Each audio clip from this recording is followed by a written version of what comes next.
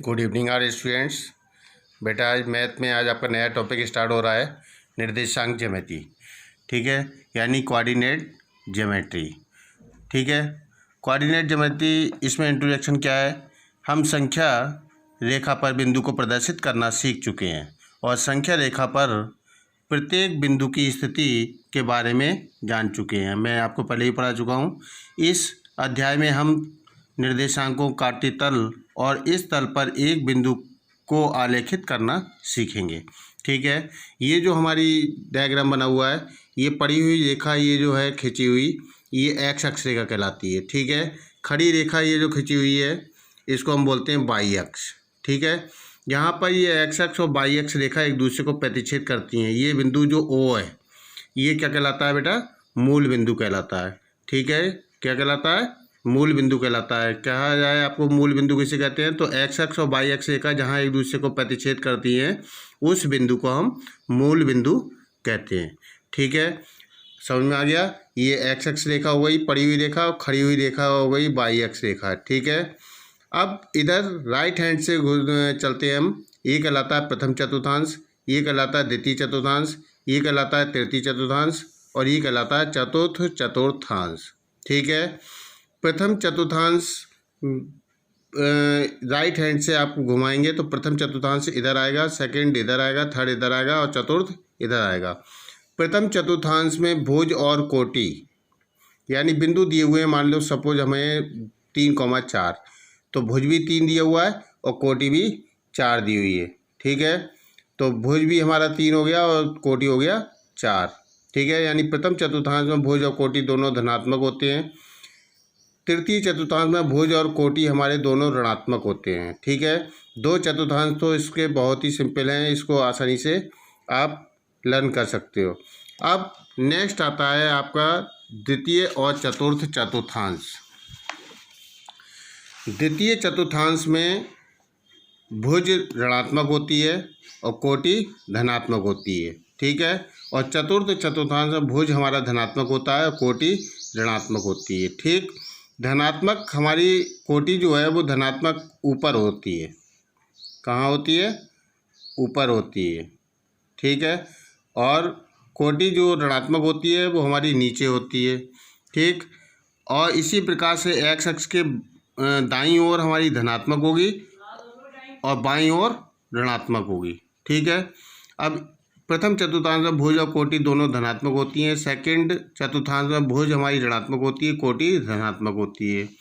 तृतीय चतुर्थांश में भुज और कोटि दोनों ऋणात्मक होती है। मैंने आपको पहले भी अभी रिपीट किया था कि प्रथम चतुर्थांश में भुज और कोटि दोनों धनात्मक होंगी, तृतीय चतुर्थांश में भुज और कोटि दोनों ऋणात्मक होंगी। ठीक है, अब द्वितीय चतुर्थांश में भुज ऋणात्मक होता है, कोटि धनात्मक होती है। इसी प्रकार से चतुर्थ चतुर्थांश में भुज धनात्मक होगा और कोटि ऋणात्मक होगी।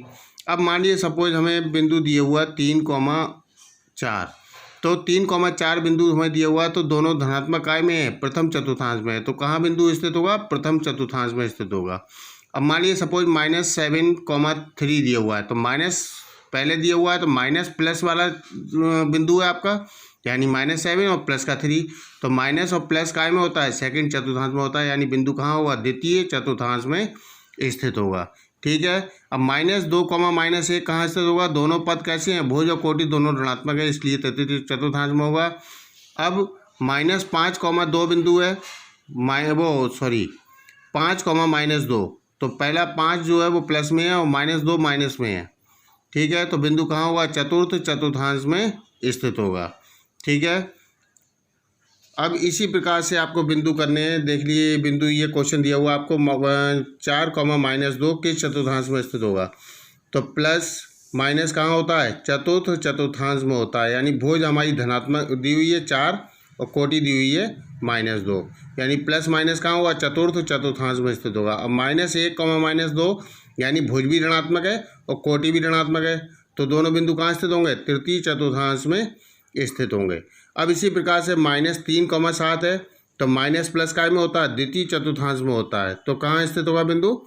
द्वितीय चतुर्थांश में स्थित होगा। अब नेक्स्ट है आपका 3,6 बिंदु कहाँ स्थित होगा? तो 3,6 यानी भुज हमें प्लस की 3 दी हुई है, कोटि हमें प्लस की 6 दी हुई है, तो दोनों कहाँ स्थित होंगे? दोनों काय में होगा?